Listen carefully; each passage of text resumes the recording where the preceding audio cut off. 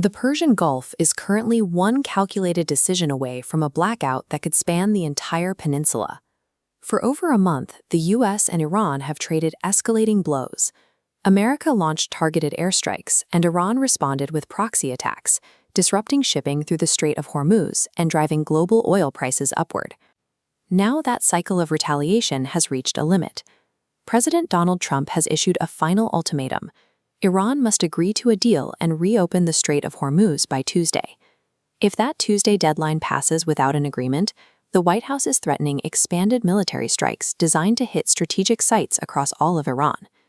This deadline changes the math of the standoff. Instead of trading proportional, localized strikes, the Iranian government is now facing a direct threat to its national infrastructure. To enforce this threat, the US military is positioning a specific tool just outside Iranian airspace, the JASSM ER. This is a stealth cruise missile with a range of 1,000 kilometers. The strike strategy begins with launch platforms like these B-52s. These bombers release their payload over the Gulf, miles away from Iranian surface-to-air missiles. This diagram shows the weapon bypassing defenses. The JASSM ER hugs the ground, flying under Iranian radar to remain undetected.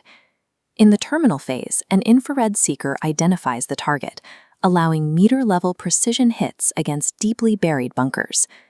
Until now, Iran relied on storing its most critical assets deep underground to wait out extensive air campaigns.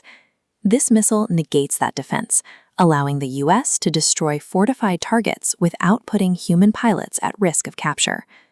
The target list has expanded to include the networks that keep Iran's economy functioning: vital power plants, major transport bridges, and crucial export terminals. This satellite view displays the Karg Island terminal, a facility that handles the vast majority of Iran's crude oil exports. These exposed storage tanks and shipping docks are now primary targets in the crosshairs.